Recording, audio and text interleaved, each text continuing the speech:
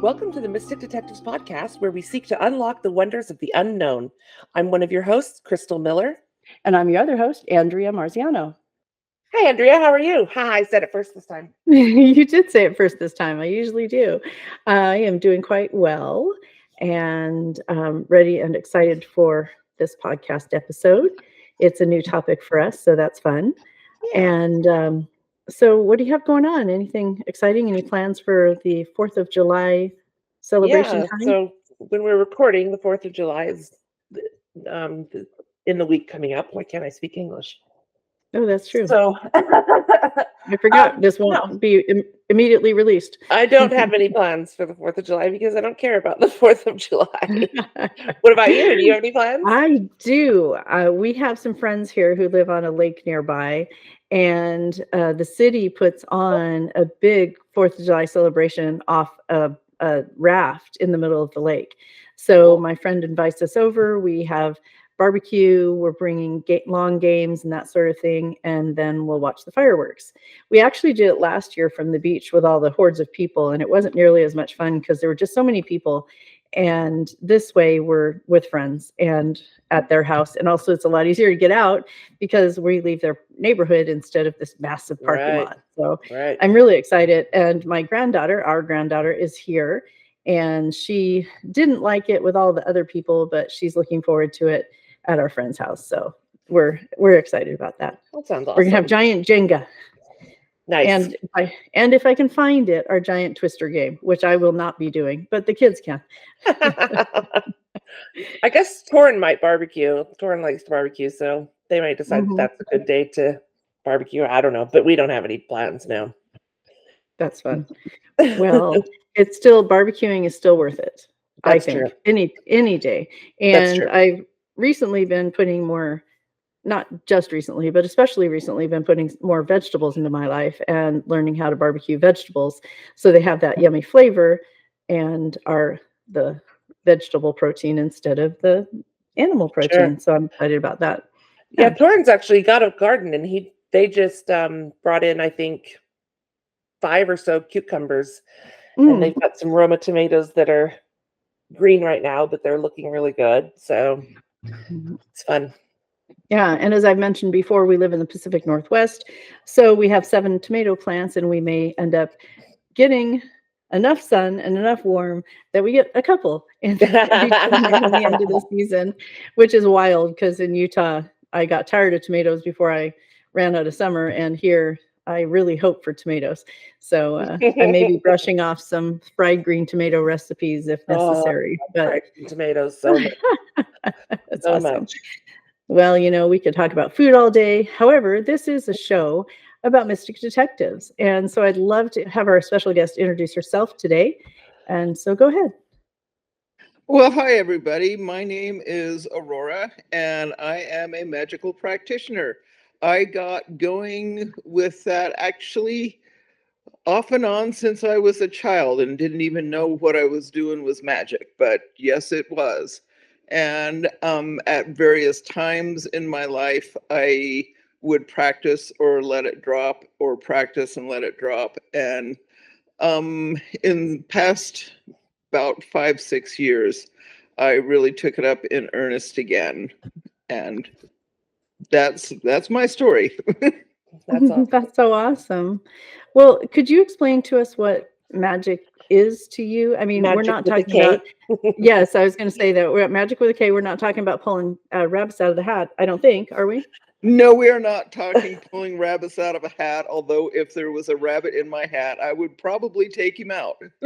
Seems like a reasonable first step. I get that. Yeah, it would be a reasonable first step. And I was planning on wearing it. If not, he can probably sleep there for a while. But yeah, it is. It's Magic with a K. Although I am not a Crowley follower. I mean, I feel Crowley is definitely, Aleister Crowley had a lot of very good things to say and was a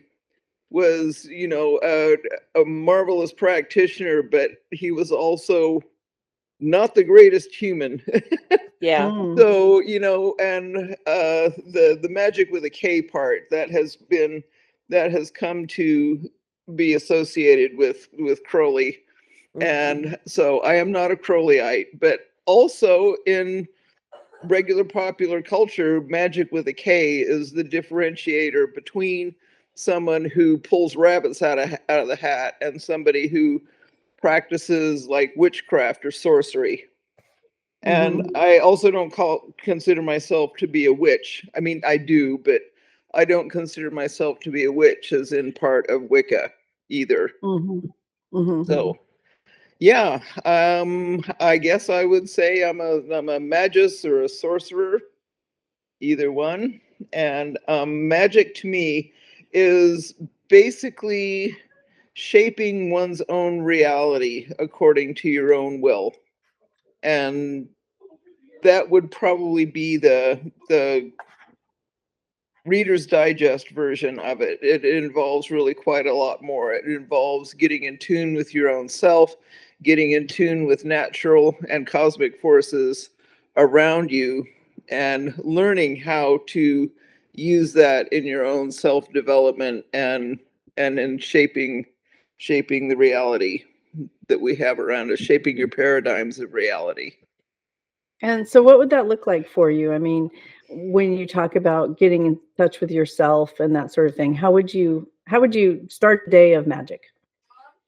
Well, actually, I have a normal magical routine and stuff. You know, I get up in the morning and yeah, this is my typical daily routine. I get up in the morning, I hit the button on the coffee maker. And That is magical. because That is that's magic, right? Man, that is magic. That's coffee with a K. I love I it. really like that. I really like Me that, too. Aurora. That's funny. Coffee That's with a K, yeah. So I do that, and then I will start a daily like invocation, and that just clears out my head. It starts my whole day off, and just that invocation kind of just basically banishes whatever was going on in the nighttime. Not banishes so much, but just clears it out and clears out a space to set for the day and for me to get up and do that. So I start with that. I'll drink my coffee, sit for a minute, journal for a little bit, which is another way of examining my own self and examining what I want to do for the day, how I feel, what I want to accomplish. And I will then like pull a tarot card or do some runes and stuff, and that gives me just kind of a place to focus where I want to focus my energies and things like that. And then if I've got any major magical working going on, that will be, when I will be planning to do that for the day. That doesn't always happen right at the same time. I've also been using astrology and other things in order to be able to determine timing for magical working. But so magical working, a lot of that is starting off with some meditation to get into the headspace, getting into a magical headspace. And because it's definitely it's a different headspace than just normal everyday reality. Although I noticed there's a lot of magic going on in normal everyday reality, but if I am doing an active working at that time, it will start off with meditation in order to get myself into that headspace, and then beginning whatever other ritual preparations that I need to do, and a little bit more meditation, and then finally the actual working. So do you do the working for yourself, or do you have clients you do work for, or what does that look like? I really don't do for others unless they have specifically asked me to do that. That's one thing that I've always felt like I do not want to interfere with someone's free will. on that. Mhm. That is just not gonna go well. Yeah. Sure. It's just really well, and I mean, I guess Wiccans have like a law of three, and stuff like that. The threefold law of return, which is definitely a thing. But if somebody has come to me and asked me specifically for help, specifically magically help, their whole mindset and their will is already on that same page. They want Right. that, they're into it, or they wouldn't have come and asked me for it. A lot of it is like a meshing of energies in that thing. If I'm on the same page as the person who is doing doing the asking, wanting help, much easier to get those energies focused in the direction we want. Sure. I just wasn't sure if you had any kind of a business or something. Some of the people we've interviewed have had a business doing whatever it is they do. So I didn't know if you had that as well. So just wondering. Yeah, I don't know whether I ever will on that one either. That sounds like an awful lot of work. Well, and that's what I was just thinking, is because I like to do jewelry making on the side, and I Uh-huh. watch different videos that people do, and they said if I have ever had to do this as a full-time job, I wouldn't love it anymore. And Oh I yeah. think that can be true with some of these other things. And we're both Reiki masters, so we deal with energy work and things like that. So are you familiar with Reiki or energy work?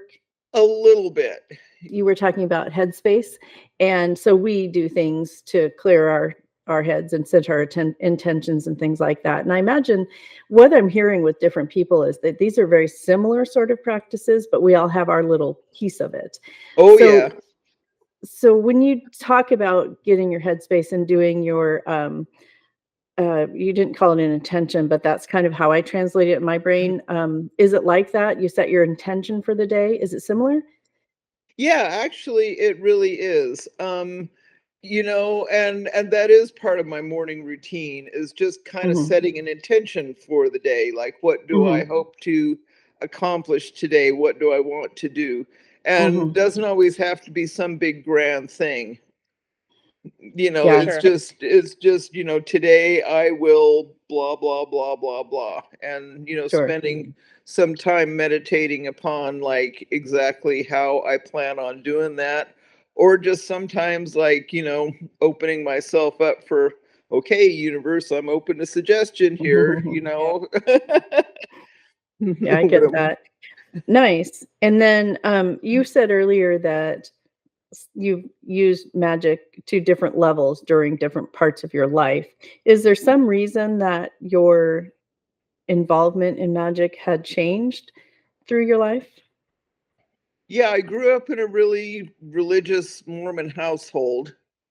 And I'm finding out now that actually there's an awful lot of magic in Mormonism, but that Definitely. was definitely not really something that was accepted or encouraged at all. And Mhm. it was definitely, my folks definitely wanted to suppress that. And I don't blame them for that. That's their thing, and I understand where they're coming from with that. And whatever. But I'm it was definitely something that was squelched. And I kept Mhm. going with it anyway, even through like when I was a teenager and stuff. And I explored a little bit more as a teenager. And I mean, and that was like in the 1970s, and there was more like books and things started becoming available. And so I started doing some reading and finding out that what I had been doing all along was indeed magic. Mhm. And so I continued on with that. Various other things just came up that either had me to the point where I was practicing or not, just normal life stuff. And then life went on, blah, blah, blah. I Did you ever have a period in your life where you were like, "No, thanks, I'm done," or was it more like, um, uh, just kind of quieting it for a while? um I never really had a point in my life where I was done with it. Okay. And I also never had a point in my life where I questioned whether it was real. Mhm. Because, it's just always been real to me. Sure. Other reasons for not practicing, yeah, just life kind of came along, and just the mundane reality of everyday life was at times getting a little bit overwhelming. And I think when I really got back into it, I was in a car accident, and that was like, right about the turn of this last millennium. And it was a pretty profound car accident. I Mhm. found out later on that I actually died during that. Wow. Wow. And I do have memory of being in a place out of place and time. But Mhm. I'm the usual, did you go to the light or anything like that, did not happen. But I just remember that profound sense of being in a place that was out of time and out of place. And when I came back, I started really, really getting much more into magic. One of the things I've noticed with the people we've talked with during our podcast episodes have had some major event where they've brought back whatever this gift is. Many of them have experienced it through their entire lives, but have had off and on sort of periods. But then when they've had some big event, they bring it back. And Mhm. many people have described that. When you feel like you've brought this gift back to you, because I feel like all of these things are gifts, what did that look like for you? I mean, how did your day-to-day change? I know you talk about your morning routine, and with this accident, what do you feel like you started doing again that in a practical way? Like, I'm involved in a group called Kitchen Witches, and we do things that are like the using herbs and drying things and making tinctures, and that's what they call the kitchen witch. And it's not a serious Mhm. title, I don't think, but it's just that's what we look at ourselves as. And so what would you say you added back into your life then?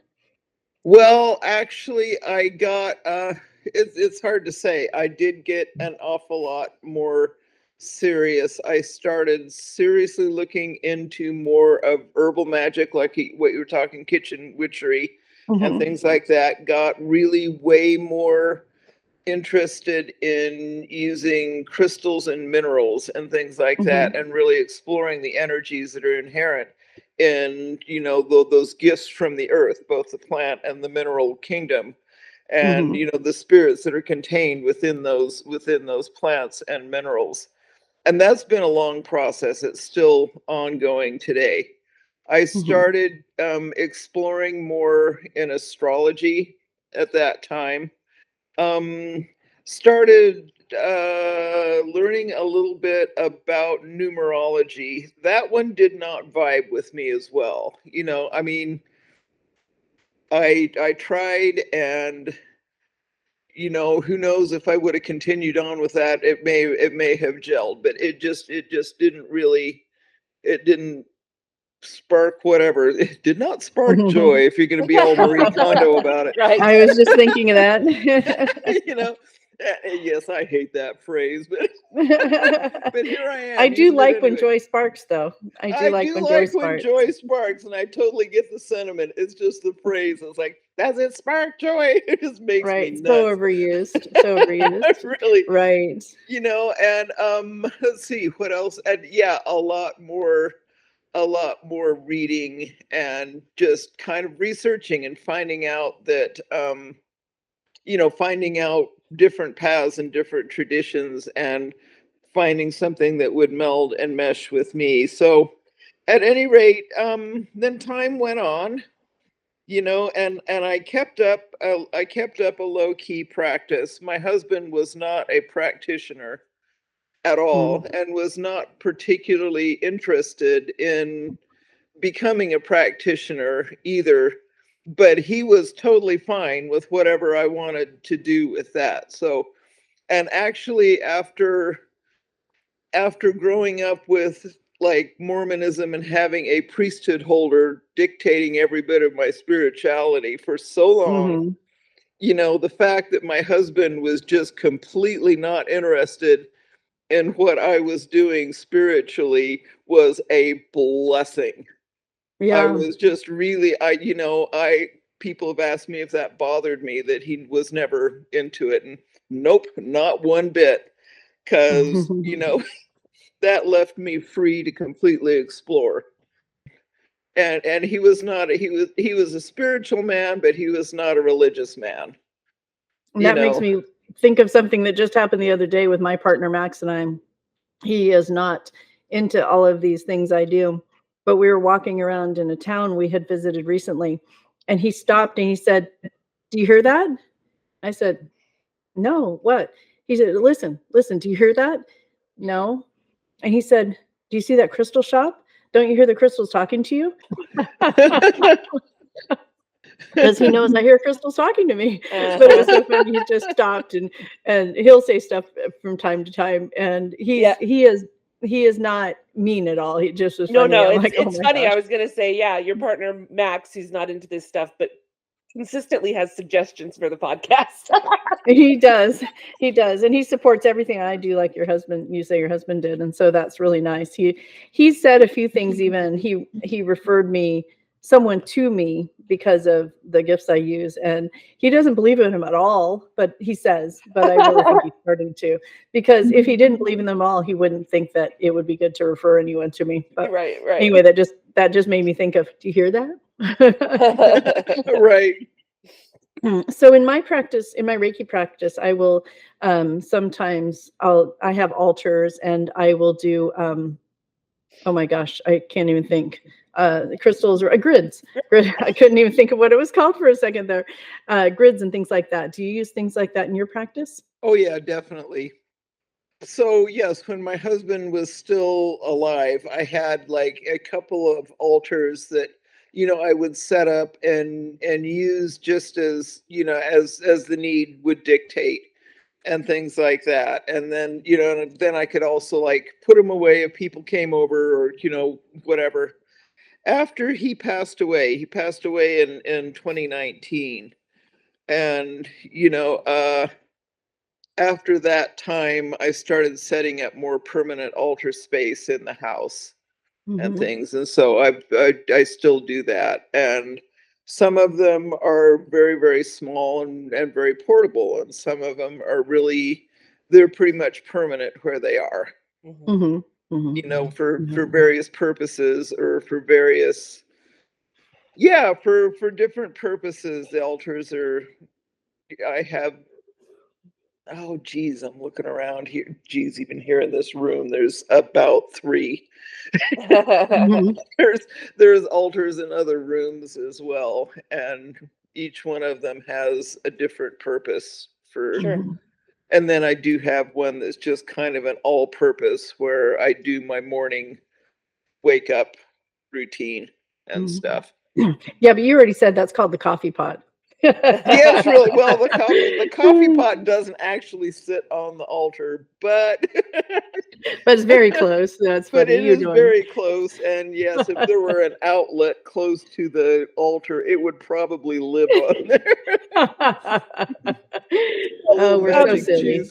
Taking a little bit of a step back, I know that for some of our listeners, when they think of magic, in this sense, they think of something like, Charm, with the sister witches, or like Supernatural. And I know these are all fictional TV shows, but I think that that's like, for me, not knowing a lot about it, that's what it brings up in my mind, is like, and I'm not saying that I don't know what I'm saying, but how is magic like that or different than that?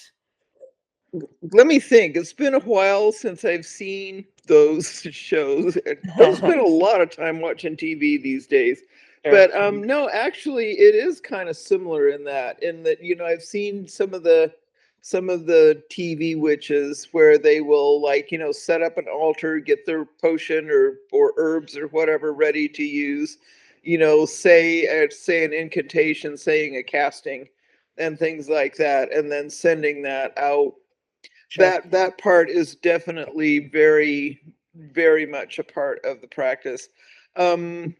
the waving a magic wand and having things just, change instantly is just not a thing. Yeah. Although, I mean, yeah, having a magic wand is definitely a useful thing in directing energy and causing Sure. change. Sure. It just doesn't you don't see a flash of light shooting out the wand and, and there you go. That's a darn shame, because if we did, I would be getting myself a wand. Right. I have some wands that are crystals, and I don't know what your wands look like, but I use them when I'm usually when I'm activating my grids, or sometimes when I'm doing Reiki and to focus the energy when I don't want to just use my hands. Is that similar to something you might do then? Yeah, actually, and really anything can be a wand. I mean, including just, fingers, whatever can be a wand. Sure. I also grow quite an extensive garden and things like that. So I've made different wands out of different materials depending upon, what wood or what plant has the properties that I might be using a wand for. Same with crystals, sometimes I will put crystals on a wand and things like that. So Sure. With the herbs that you just mentioned, what would that look like? So if, say, I had lavender, is that something that would be specially used for some sort of thing? yeah, actually, and I've not used lavender so much for a wand, but I've used it for other purposes, either like, having the dried stalks or having the dried flowers or leaves or things like that. And I will use those either like in incenses as part of a concoction, or sometimes like powders for whatever purpose, and same with any other herb or plant, and sometimes, I will use it in cooking, and it will be like, part of a magical cooking, something that's meant to be ingested. Other things, no, you don't want to ingest them at all. Yeah. Yeah, we have foxglove here on the property, Oh and yeah. my granddaughter said, because we were talking about edible versus inedible sort of things, and she said, "Can I eat these flowers?" I said, "Absolutely not." This is not. This is a precursor of the heart medicine digoxin. You do not want to eat foxglove, and so it's important, as you mentioned, to know what it is you're using, because some can be used edibly, some can be made into tincture oils or something like that. Some, if they're used on the skin, have a problem. Some ingested have a problem, or they're good. So this is every show we have some sort of warning, but this is the warning, to be really sure about what kind of things you're using and using them in the right way, because they can make a huge difference in they how really we can. respond. And They this is really not can. medical advice. Correct. No, Oh, that's right. this is not medical advice at all. If you are having some kind of a medical problem, you need to go see an MD before you go just ingesting herbs willy-nilly. That doesn't mean that stuff that could be beneficial, that's normally an edible herb, is you need to check with your doctor. I mean, it's like, go ahead and put basil on your pizza, for Pete's sakes. But Yeah. Don't worry about that.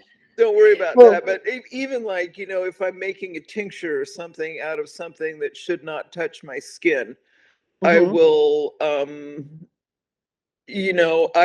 used tinctures and stuff, like, for instance, things that have like contained datura or belladonna or something like that. You do not want that stuff on your skin, even small amounts, short periods of time. You do not want that stuff on your skin. And so in making tinctures and things with that, if I am going to be applying that to any kind of object, it's, get out the old eyedropper, get out a little Q-tip, whatever it takes. But, don't touch that skin. But you do need, if anybody out there is listening and thinking about trying any of this sort of stuff, go for it, have a great time, but do make sure that you're aware that just because it's natural and from the earth and blah, blah, blah, doesn't mean it's not going to cause a big problem. Yeah. Well, if and it's also, used incorrectly. yeah, correct. and Yeah. also, I think that sometimes people don't understand that herbal remedies and things like that can interact negatively with medications. And Yeah. so it's important that you make sure that if you are on medication regularly, that you make sure that whatever herbal remedy or tincture or whatever you're using is not going to cause, further health problems. Yeah, Yeah. well, Yeah. and sometimes too, like say if you're taking a particular tincture or you're doing a particular working for some kind of physical healing and things, sometimes what will happen is that it will make the condition far worse for a little while, as either that condition is leaving your body or it's your body saying like, look, this is serious, you need to get to a doctor. Don't Yeah. just magic it away. Part of the Yeah. magic is sending you into a doctor in time. Sure. Yeah. So Yeah. That's something I actually like to remind people often is that sometimes the universe is saying, go to the doctor. I mean, that can be the answer. And I think that's important to remember that, that being spiritual or practicing magic doesn't have to mean that everything's ethereal and otherworldly, you know.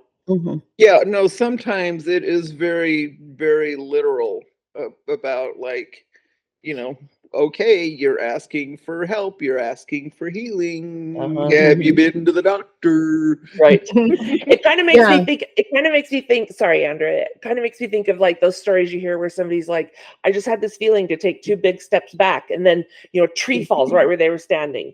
I mean, Yeah, truly, taking two steps back is just as literal as going to the doctor. Right? You know what I mean? Like that. That is how magic works, or the universe works. Sorry, Andrea. I didn't mean to interrupt you. No, well, I was going to say something similar. And one of the things too, Aurora, when you were saying that you focus and do the inner work, part of the inner work is looking for answers, usually. Sometimes, woohoo, sometimes the inner work is looking for the answers you want, whether that means go out and do some earthing or do service or whatever it is you're feeling that you get to do that day. And if one of those things is to get assistance from someone else, whether it's a doctor, another practitioner, or something like that, that interconnected connection, I believe, is the part that a lot of us miss in the day, in the morning. And starting a routine is something I have a really difficult time with. I'll do it for a same, little bit, oh my golly, and I don't know if it's my ADHD or just, well, I'm pretty sure it is. But so I'll start doing something and yay. And I noticed that I have a lot of different tools that I use. And sometimes I'll use this one tool, other times I'll use another tool. And when we were talking about meditation in one of our first episodes, we talked about how it can be challenging for people because they think like they have to do it just right or exactly the same. So I imagine today your routine may have been a little different because we're doing this episode, but that doesn't mean that your day won't go well or you can't do the things in another time. So the point of this is when you start off a day, maybe not doing your entire routine, do you add pieces in later or do you just realize that maybe that's just what it got to be that day? both. Sometimes I will add things in later, and other times it's just that's what it's going to have to be for this day. And, it's not worth like beating myself up for not doing XYZ that particular day. The intent was there, just did not happen. Start over tomorrow. Tomorrow is another day. Yep. Yep. And all you can do is what you can do. And yeah, there are times when you just can't do the full thing in the way that you had intended. Sure. Now, I was wondering too, do you do activities with other people who do magic, or do you do most of your things on your own? How does that look for you? I do most of my things on my own. I do have another friend that I do a lot of study with, and that we do, like, sometimes we'll do workings and do things together. And he also does things completely on his own too, but we do work together and have done so very well for quite a while now, at least a couple of years, 3 years. That's fun to do it with somebody. Yeah, it is, and I've found that I do enjoy doing workings with other people. I don't particularly want to, like, say, join a coven or do that. I still really much prefer being a solitary practitioner, unless you know I have done other works with other people as the need has arisen. Sure. They're in the middle of a working, or they're starting up a working, and they need, like, more physical bodies that are going to be on the same page to generate more energy and stuff. And Sure. I've jumped in and I've done that quite a bit, actually, now that I think about it. Or working with my one friend. We've been working on some talismanic magic and things like that, and making talismans according to, like, astrological treatises that were written way back in the day. And so that's been quite the adventure. And what is a talisman? What's that to you? A talisman is basically, that's a hard one to describe. It's an object that has been infused with magical energy. I usually think of it more as like a snapshot in time. Like, if we're wanting to take advantage of some astrological election where the planets are really in their strong point, and I need to be able to preserve that energy of, like, some planet or some star or thing for a time, for using that same energy when maybe that planet is not in such great condition astrologically, but I still need that particular energy.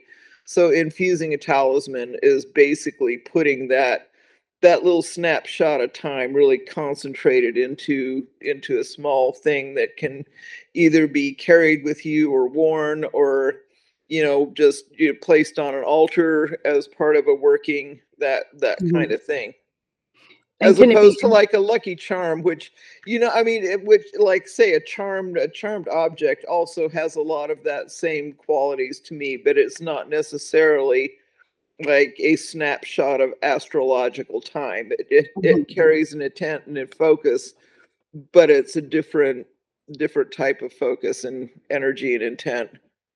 Sure. And can a talisman be anything that you want? I mean, I think of Harry Potter, which I know is not exactly the same thing, but the Yeah. little keys where sometimes it's a shoe, sometimes it's a can, sometimes it's, obviously you probably wouldn't carry a can with you, but is it anything you decide?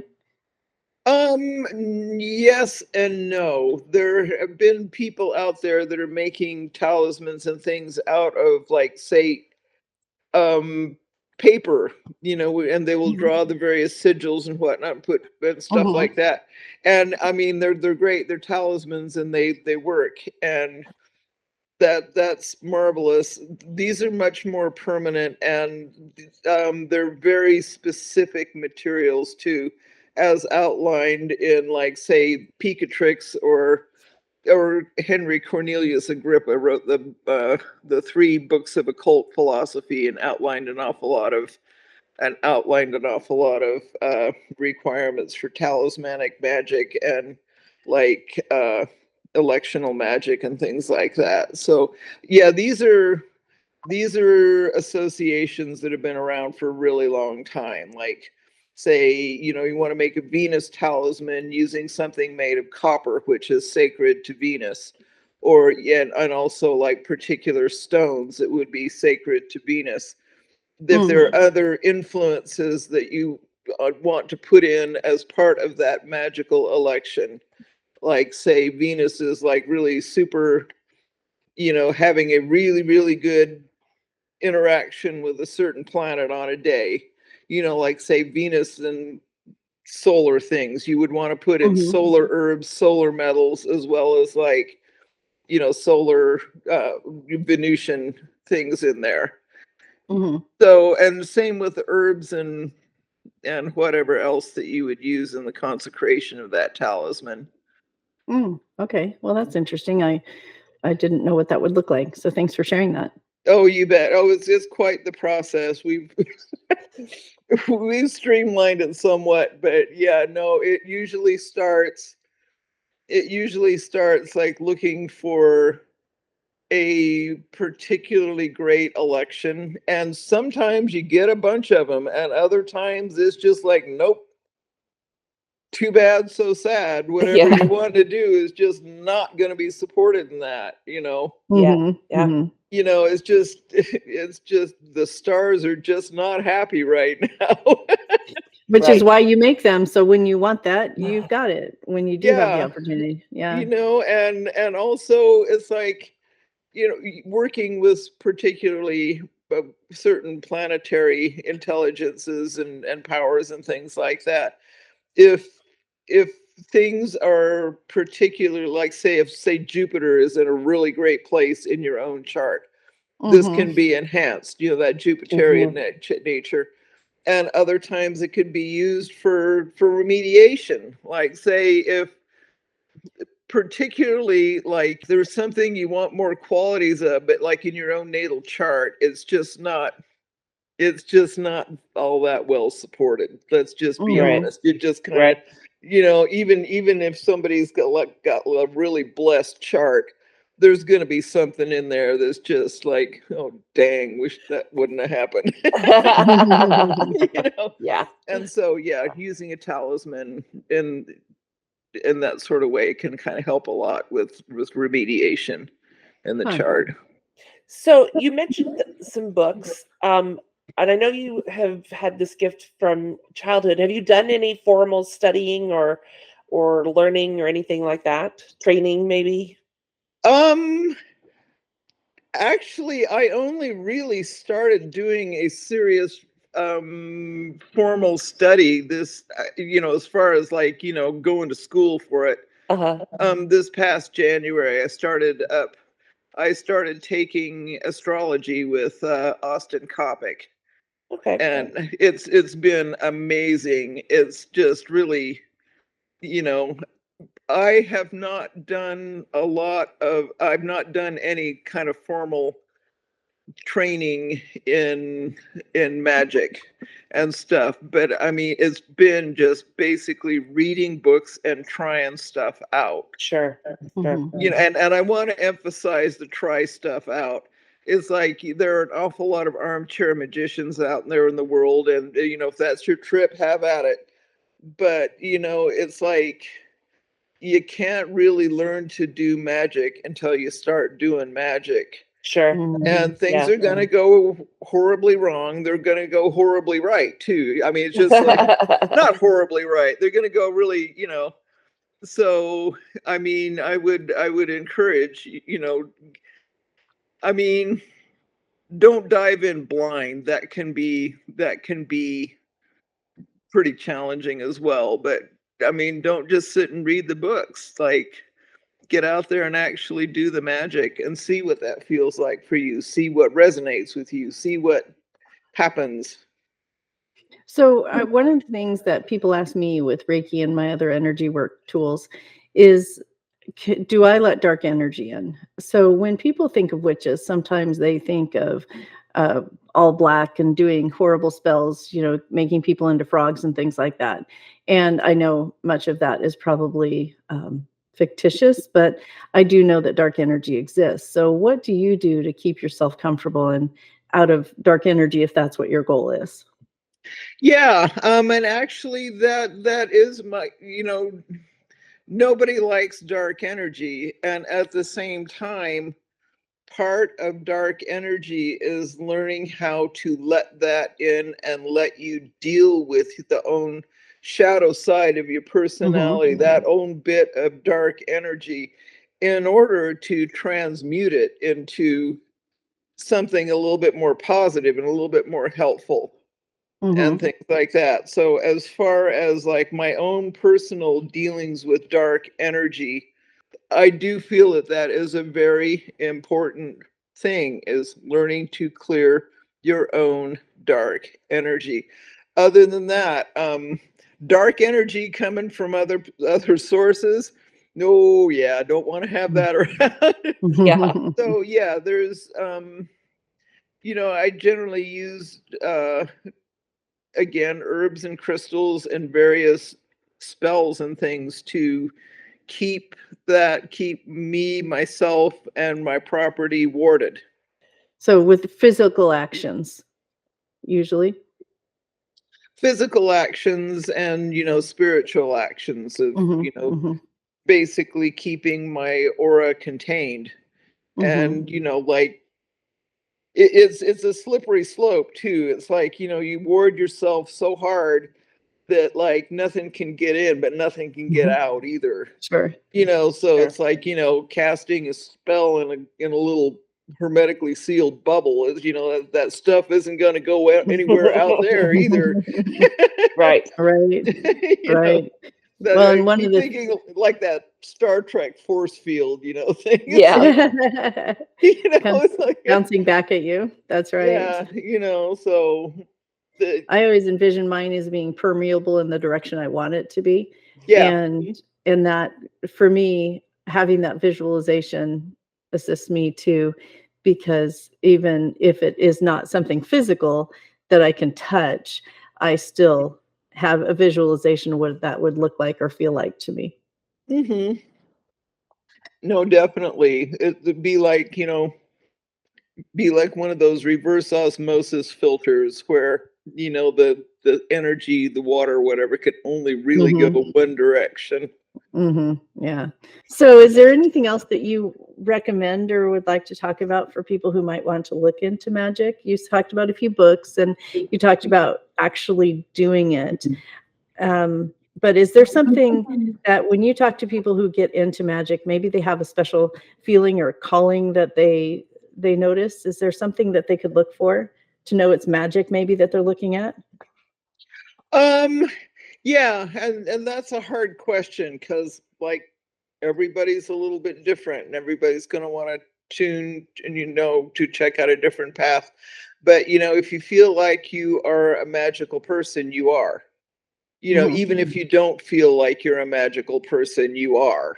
Yeah. That's just, to me, that's part of the human condition. Is part of living in this universe is you do have some, you have magical gifts whether you're aware of them or not. So if you're feeling that pull towards it and stuff, chances are better than good that you're feeling that magic coming in. And I would say that, like, to those people that want to do that, find the path that you want to take. Not everything is going to resonate with you. Not everything's going to resonate with you immediately either. There have been times when I've like explored something and it just didn't really quite click. But later on, I'm like, oh, wait a minute. I remember this thing and I go Yeah. back to it and it really hits at that point. Yeah. So, I mean, even if it doesn't click, don't be real dismissive of it. It may come in handy later on. Sure. And I would, the same with working with magical groups. There are going to be, somebody wants to go that particular route with like maybe joining a coven or something like that. Just to be aware that not everything is going to be clicking all the time. Use your own common sense and your own judgment and things like that, and give it a try. I would also caution against anybody trying to do too much too soon. And of course, we all know how it is when you discover this new thing and you want to do it all the time. Sure. And sometimes when people do that, I've noticed that they get a little bit burnt out really quickly. And it's hard not to just want to go crazy when you first start and stuff Sure. like that. And we've all done it. Yeah, absolutely. You know, when I'm giving this caution, this is an ask me how I know kind of moment. Been But there, done that. yeah, Yeah. been there, done that. But you know, to take it a little bit slow, and you know, it's take time to chew your food. Yeah. Mhm. Kind of thing, you know, really savor it and enjoy it and get everything out of it that you can, you Well, know, and rather I think that's really good advice. I know that when I first started doing Reiki, I was, as you say, very zealous about it. And so I was using my Reiki energy all over the place and doing things and going to lots of Reiki shares and things like that. And I started having some physical reactions. And is that something, and in some trainings I've been in, they call it chemicalization in some of the trainings I've been in, where your body is, as you were saying, transmuting maybe some of the energy that is our dark side or things like that. And if we do it too fast, we can have actual physical manifestations. Did you notice that in your own experience as well? Oh, definitely. Yeah, I really did. And the most notable one I would say would be physical and mental exhaustion was Yeah. something that just, you know, popped out immediately. There were some other physical symptoms that I dismissed at the time, but I realize now we're kind of like definitely tied in with that.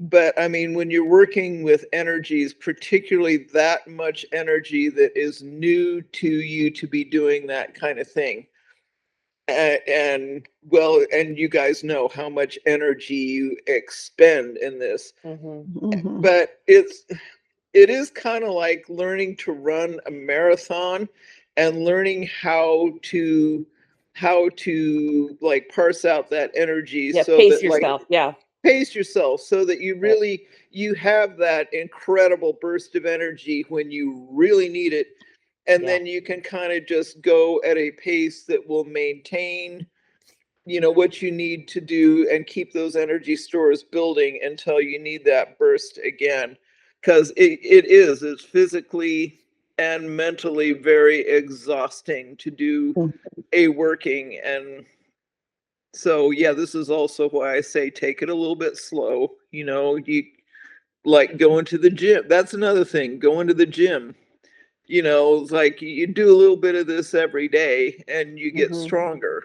You Mhm. know, Yeah. if you go to the gym and you're like, you know, I'm gonna deadlift blah blah blah pounds, and you know, then you can't move for a week. Mhm.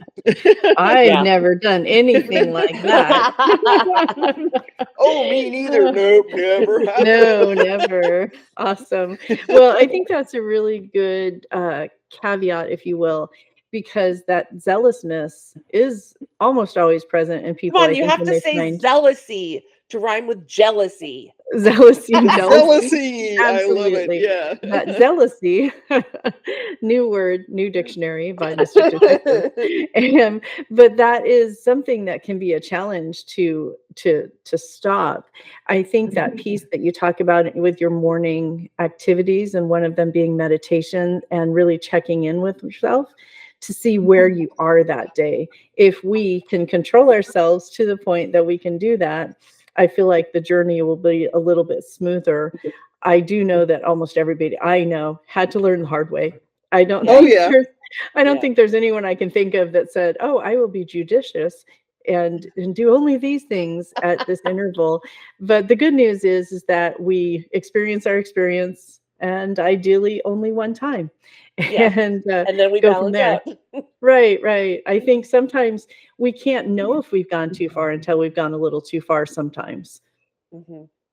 Well, Something you know, yeah, you know, and at the same time, you have to do that, and you have to get in there and experience it, and you have to know what that Mhm. feels like for you in Yeah. order to do that. So, yeah. you know, it's like, you know, testing those waters and, you know, getting a little bit too zealous and then pulling back. And yet we've all done it. You Sure. know, if you want to learn to swim, you're gonna have to get wet. Yep. Yep. So true. Wow. Well, I Um, appreciate that. one thing I wanted to ask you before we wrap up is what about black magic? because we hear about that a lot, and I know that there's a connotation or it's whatever in the world that's evil or from the devil or whatever. What are your thoughts on that or your experiences or whatever?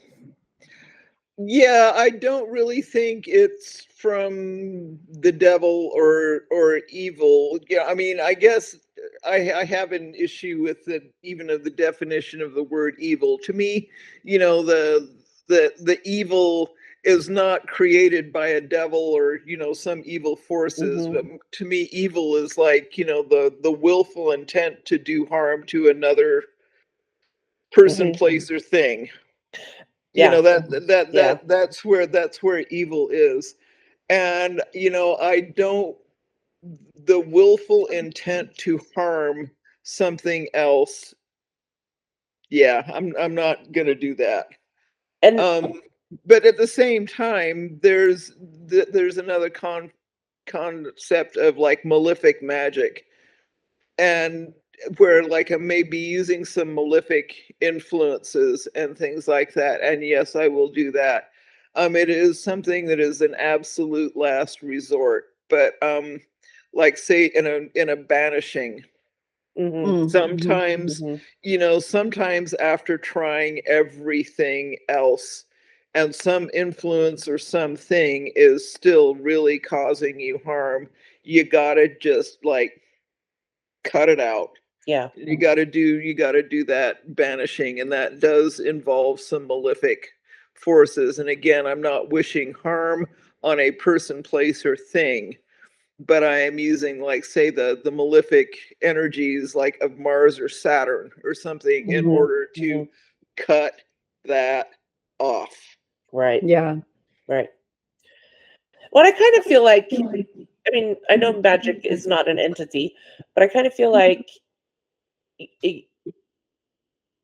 magic wouldn't let you do somebody harm. I mean, that sounds stupid. I know saying it, but it's just kind of like I could not do Reiki to harm somebody. Like Reiki would refuse. You know what I mean? Like Yeah, right. I have terrible metaphors. I'm sorry, but and so that was kind of the thought that I had come up while you were talking about it. Well, and I have seen this with people where they have done indeed they've worked black magic with that intent to harm another.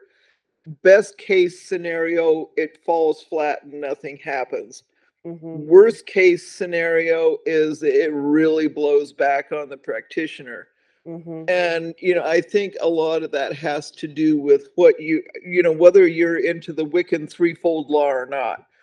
What you put out there definitely comes back around. You're putting that much harmful energy out towards other people, Mm-hmm. or places or things or whatever. Your own life is going to go to hell. Yeah. I Yeah. mean, just that action of focusing so much on negative, hard, hurting other people and Yeah. doing that. It Even if that person is not practicing magic, that kind of energy pattern and that kind of thought pattern is going to really, yeah, it's going to really send your life down a dark path that you don't want to go. Yeah. It's like the old cliche, where your energy goes, grows. Yeah, And I right. think that's like, yeah, it's not something, at least that's not something I want to grow. Yeah, I know, same. So yeah, I have seen people do that, and I've seen the effects of that, and it's not pretty, and it's also not in my nature to go and just oh, it's Friday night, come on girls, let's get together, let's hex somebody, it'll be fun. So, No, it so no won't. practical magic for you. No, the movie Practical No Magic. practical magic. And I guess that's one of the things too earlier when you're asking how is witchcraft or magic different from the TV. It's like, yeah, really? You're gonna get together and go drinking with the girls on Friday night and hex somebody? Right. Have fun, leave me out of it. Leave me out of it. Right, right. No, the only thing I'm putting in my cauldron on Friday is some nice stew. That's right. Yes, well, it does depend. Friday after sunset begins Mars hour. So if I'm doing something, where I need that effect of some kind of Martian energy, it will, that would be the time to do Friday it. night. You know? That's well, I do like your coffee cup. Our listeners can't see your coffee cup, but it's Oh, a yeah. cauldron, and that made me chuckle every And time you look. actually, it like Yeah. said, Which is brew. witch's brew on there. That's I- adorable. And I like I too know. that you're my kind of gal. It's a huge mug for lots of coffee. Yes, you know, I have a rather small coffee maker because, hello, it's just me these days. But so that mug just, it holds an entire pot of coffee. Nice. And it is microwavable, so if I take a while to drink it in the wintertime, I'll put it back in the microwave. In the summertime, like now, it's like, yay, it's cold, I can drink it. Yeah, no kidding. No kidding. That's awesome. Well, thank you so much for your time. We really appreciate your insight and learning a little bit about magic. And it's been a fun learning experience for me. Yeah, me too. Thank you very much. Well, and it has been for me too. And thank you so much for having me on. Was really, really glad to do it. And I learned a lot too. Awesome. Great. Thank you. We'd love to hear from our listeners. To leave a comment, share a story, or ask a question, email us at listeners@mysticdetectives.com. You can also find out about our Patreon and other interesting things going on at our website, mysticdetectives.com. As always, we invite you to subscribe, share, and leave reviews to support the podcast. Thank you for listening. We'll see you next week. Stay curious And keep exploring.